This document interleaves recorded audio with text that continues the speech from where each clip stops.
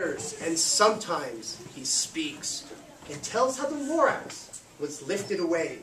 He'll tell you, perhaps, if you're willing to pay.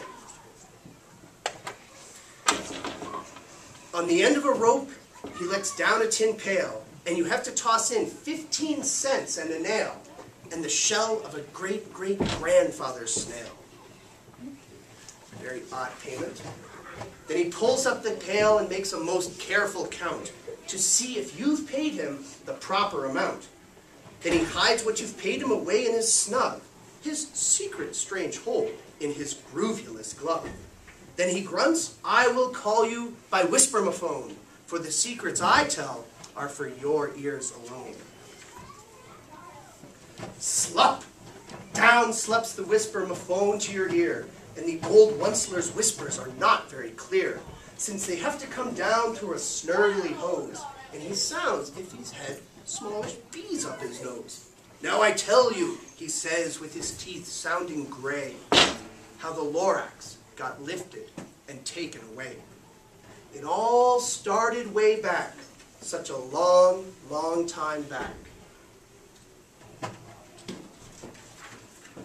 Way back in the days when the grass was still green, and the pond was still wet, and the clouds were still clean, and the songs of the Swami songs ran out in space, one morning I came to this glorious place, and I first saw the trees, the truffula trees, the bright-colored tufts of the truffula trees, mile after mile in the fresh morning breeze.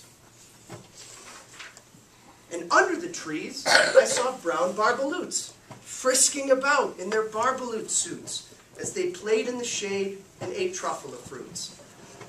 From the ritualist pond came the comfortable sound of humming-fish humming while splashing around.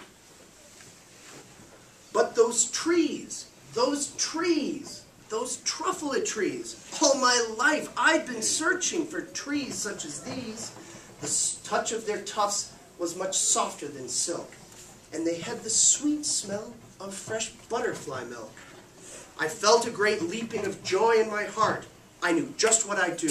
I unloaded my cart. And in no time at all, I had built a small shop. Then I chopped down a truffula tree with one chop, and with great skillful skill and with great speedy speed, I took the soft tuft and I knitted a thneed. I know, it's kind of like one of those chamois that they sell on late-night television. The instant I finished, I heard a gazump. I looked, I saw something pop out of the stump of the tree I chopped down. It was sort of a man. Describe him? That's hard. I don't know if I can.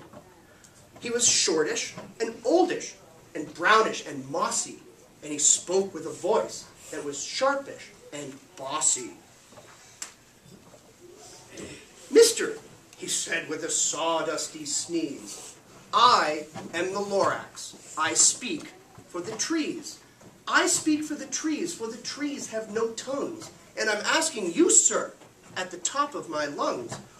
He was very upset as he shouted and puffed, "What's that thing you've made out of my truffula tuft?"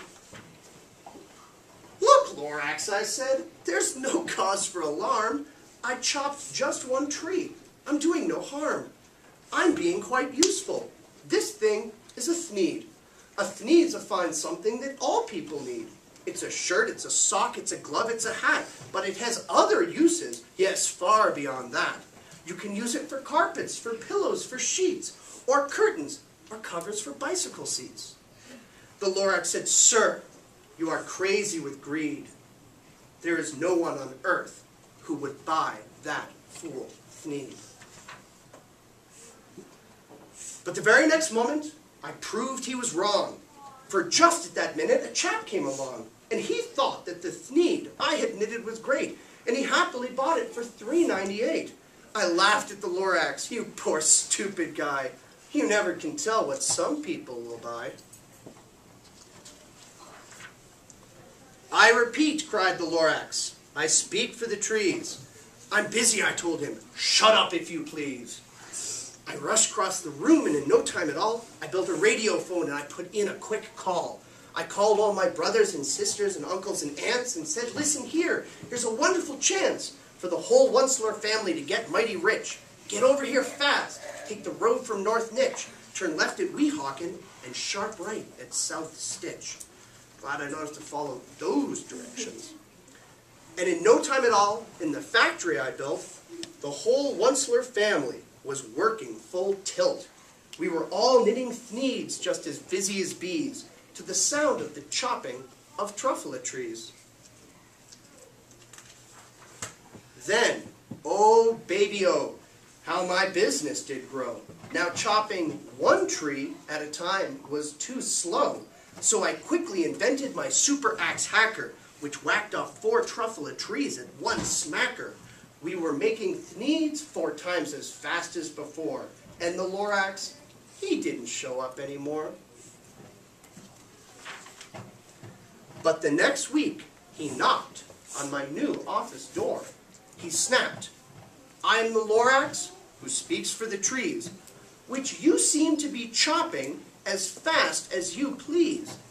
But I'm also in charge of the brown barbaloots, who played in the shade in their barbaloot suits, and happily lived eating truffula fruits. Now, thanks to your hacking my trees to the ground, there's not enough truffula fruit to go round, and my poor barbaloots are all getting the crummies, because they have gas and no food in their tummies. That's not nice. They love living here, but I can't let them stay. They have to find food, and I hope that they may. Good luck, boys, he cried, and he sent them away. I, the Onceler, felt sad as I watched